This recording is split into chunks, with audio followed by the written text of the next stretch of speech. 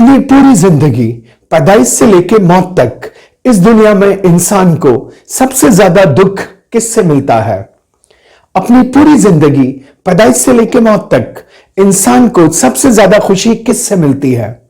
Living thing से, हाथी, शेर, कैट, डॉग, जानदार चीजों से, या नॉन लिविंग थिंग्स से, कार, होम वगैरह? नहीं, दरअसल इंसान को अपनी पूरी जिंदगी सबसे ज्यादा खुशी जिससे मिलती है या सबसे ज्यादा दुख जिससे मिलता है वो खुद इंसान है। इंसान को सबसे ज्यादा खुशी और दुख इंसान से ही मिलता है। यही वजह है कि इंसान की समझ हासिल करना बहुत जरूरी है, यानी art of people, art of knowing and understanding people, लोगों की समझ हासिल करना इंसानी जिंदगी की एक बुनियादी जरूरत है। नहीं तो इंसान को ऐसे नुकसान होते हैं जो वो नहीं समझ सकता, बाद में समझता है कि हां ये नुकसान हुआ। ये जो कहा जाता है कि ईमानदार आदमी ने धोखा दिया, यह गलत है। दरअसल ईमानदार अगर आदमी होता तो धोखा नहीं देता। हुआ यह कि बेईमान को ईमानदार समझा और धोखा खाया। तो इंसान को जो धोखा मिलता है ज्यादातर केसेस में उसका जिम्मेदार वो खुद होता है। वो धोखा खाता है, धोखा देता नहीं। यही वजह है कि वाइस लोग इस बात को जानते हैं और वो इंसानों की समझ हासिल करते हैं इस दुनिया में अच्छी जिंदगी गुजारने के लिए। प्रॉफेट मोहम्मद ने कहा, लोग ऊंटों की तरह हैं, 100 में एक सवारी लायक होता है। यानी सभी पर भरोसा नहीं किया जा सकता। पहले तस्दीक कर लो, उसके बाद भरोसा करो। तो ये चीज जब इंसान जानता है तब वो इंसानों की समझ हासिल करता है। उसके लिए उसे इंसानों में सीन चीजों में अनसीन को देखना होगा, नजर आने वाली चीजों में नजर ना आने वाली चीजों को देखना होगा। तो इंसानों की समझ कैसे हासिल करें, यहां मैं इस पॉइंट पर बात कर रहा हूं। 7 टूल्स टू नो पीपल, लोगों को समझने के वो 7 टूल्स कौन से हैं जो हमें उनके बारे में अंदर की समझ देते हैं, वो समझ जो वो नहीं दिखा रहे। तो आइए डिस्कस करते हैं 7 टूल्स, 7 टूल्स जिनकी मदद से हम इंसानों की अच्छी समझ हासिल कर सकते हैं। आपने बिल्लियां देखी होंगी, white cat, black cat, grey cat. इसी तरह आप एज्यूम कीजिए रेड कैट्स, लाल बिल्लियां। लाल बिल्लियां आपने नहीं देखी होंगी, मैंने भी नहीं देखी, लेकिन उन 7 टूल्स को अगर हम किसी एक्रोनिम में बनाएं तो हम कह सकते हैं रेड कैट्स। अब इससे मुराद क्या है? इससे मुराद है आर स्टैंड फॉर रेस्पेक्ट। आप किसी इंसान को जांचना चाहें तो उसे इज्जत दीजिए। आप देखेंगे कि अगर वो अच्छा है तो आपकी इज्जत के बदले और ज्यादा इज्जत देगा और ज्यादा पोलाइट होगा। लेकिन अगर वो निबल या उसमें थोड़ी सी निगेटिविटी है तो वो आपको एक्सप्लॉइट करना चाहेगा। क्योंकि निगेटिव इंसान दरअसल नरमी को कमजोरी समझता है। रेस्पेक्ट एक तरह की पावर है। जब हम किसी को पावर देते हैं तो उसका असल रंग खुल जाता है। ये जो कहा जाता है कि रेस्पेक्ट बदलती है, ये गलत है। रेस्पेक्ट असल में रिवील करती है, वो हमें जाहिर करती है कि हम कैसे हैं। तो रेड कैट्स में आर स्टैंड फॉर रेस्पेक्ट। आप दूसरों को रेस्पेक्ट दीजिए और ऑब्जर्व कीजिए कि वो कैसा बिहेव कर रहे हैं। आप देखेंगे कि अगर वो निगेटिव होंगे तो रेस्पेक्ट को अपना हक मानेंगे और आपको और ज्यादा ओवर पावर करने की कोशिश करेंगे। लेकिन अगर अच्छे इंसान होंगे तो आपके सामने और ज्यादा नरम बनेंगे। तो रेड कैट्स में दूसरी बिल्ली है, ई स्टैंड फॉर ईटिंग, खाना।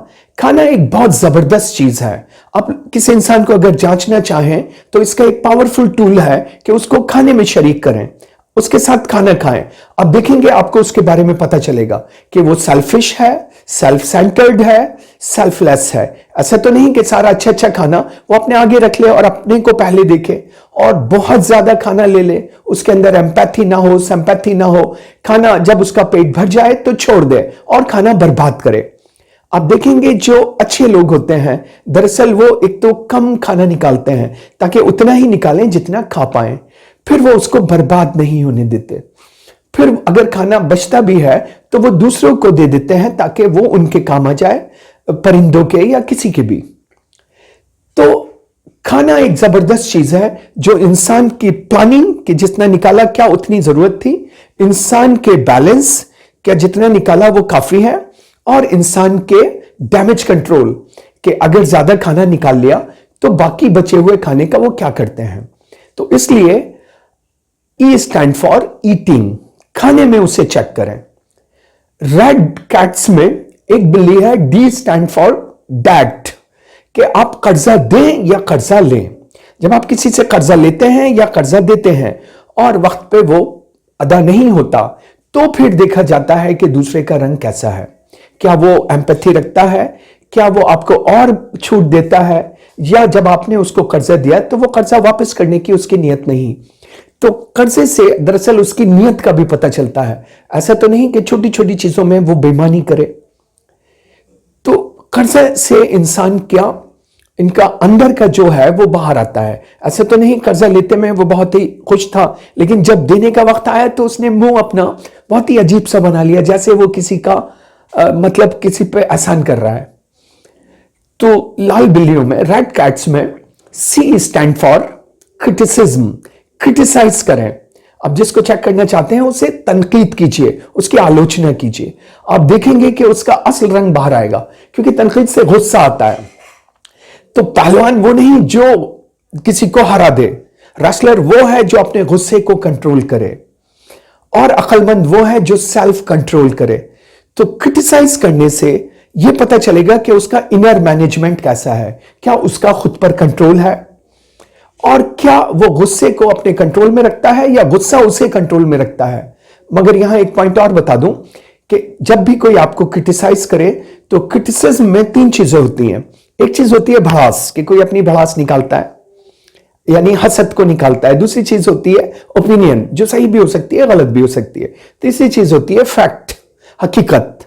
तो चालाक लोग मजाक उड़ा के रिजेक्ट कर देते हैं क्रिटिसिज्म को। क्रिटिसिज्म अच्छा है, वो हमें डेवलप करने में मदद करता है। नर्वस लोग इंफीरियरिटी का शिकार हो जाते हैं, लेकिन जो वाइस लोग होते हैं वो उसमें से भड़ास को अलग करते हैं, ओपिनियन को अलग करते हैं और फैक्ट को ले लेते हैं खुद को डेवलप करने के लिए।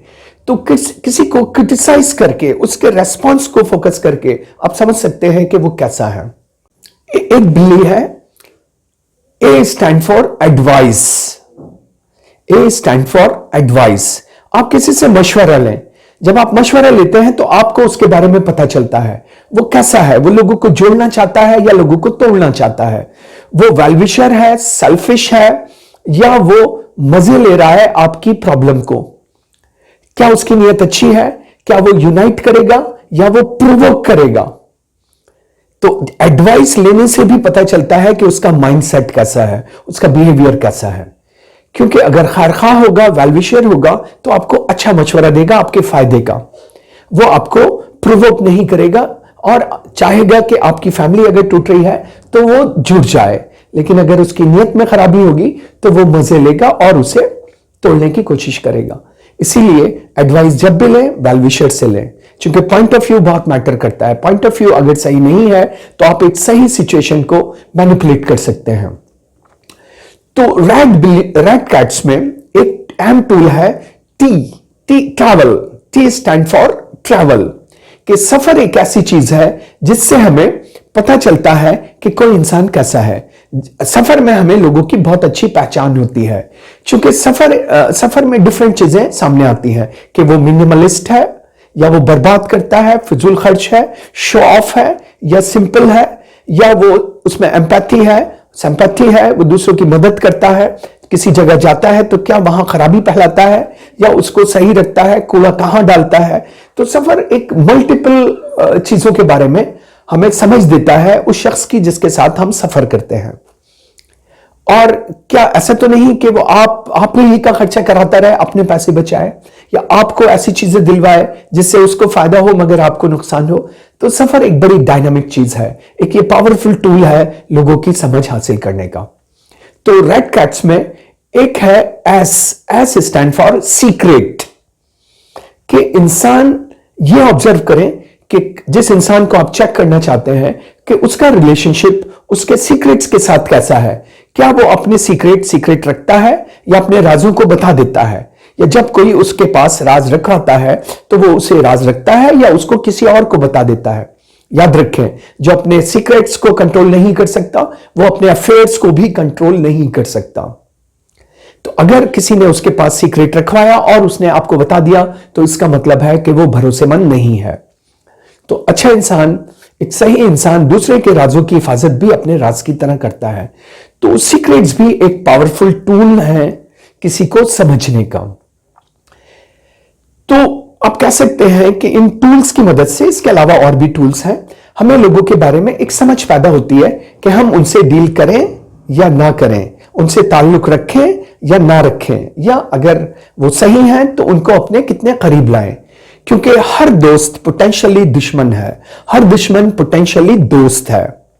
तो हमें सही समझ जानना जरूरी है, ताकि अगर वो ऐसा मुमकिन है कि इस वक्त अच्छा बन रहा है लेकिन वो अच्छा नहीं है और हमने उसको ऐसी बातें बताई जो हमारे खिलाफ भी जा सकती हैं, तो वो हमें नुकसान पहुंचा सकता है। तो इसलिए ऐसा नहीं है कोई इंसान 100% बुरा हो, कोई इंसान 100% सही हो। कुछ इंसान थोड़े अच्छे होते हैं, कम बुरे होते हैं, कुछ दूसरे इंसान ज्यादा बुरे होते हैं, कम अच्छे होते हैं, एक वक्त में अच्छे हैं दूसरे वक्त में बुरे हैं, एक इश्यू में ठीक है दूसरे में सही नहीं है। तो ये इंसान बहुत ही कॉम्प्लिकेटेड और सोफिस्टिकेटेड क्रिएशन है, तो उसकी समझ हासिल करना बहुत जरूरी है।